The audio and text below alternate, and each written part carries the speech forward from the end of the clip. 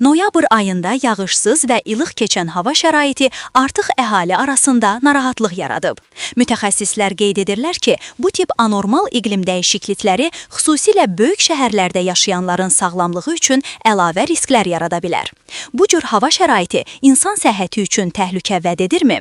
Qlobal Info.az-a danışan tibb elmləri doktoru Professor Adil Qeybulla bildirib ki, hazırda bütün dünyada iqlim dəyişir. Qlobal istiləşmə kimi adlandırılan əslində yer kürəsinin istilik tənzimləmə mexanizmlərinin pozulması ilə xarakterizə edilən bu prosesin həm planetin florası və faunası, həm də insanların səhhətinə ciddi təsirləri var.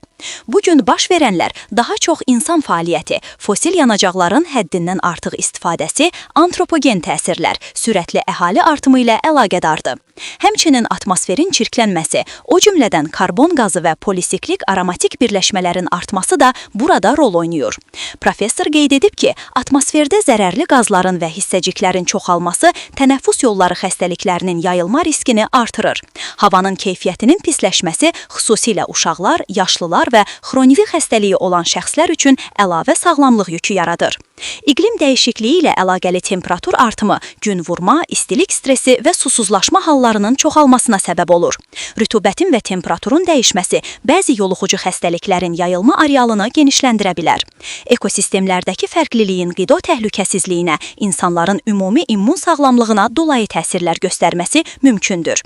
Terapevt Aygün Sayılova qeyd edib ki, payız fəslinin yağışsız və həddən artıq quru keçməsi bir sıra sağlamlıq problemləri yaradır, quru hava tənəffüs yollarının selikli qışasını qurudur, bu isə virus və bakteriyaların orqanizmə daha asan daxil olmasına şərait yaradır. Allergik xəstəliklər, xüsusən də toz və qurumuş bitki qalıqlarından yaranan allergiyalar daha tez-tez müşahidə edilir. Belə vəziyyətdə dəri quruluğu, çatlamalar və ekzema halları da artır. Eyni vaxtda atmosfer təzyiqinin sabit olmaması baş ağrıları və xroniki xəstəliyi olanlarda narahatlığı gücləndirə, oksigenin nisbətən azalması isə ürək-damar sisteminə yük sala bilər. Belə günlərdə daha çox maye qəbul edilməli və qapalı məkanlar tez-tez havalandırılmalıdır.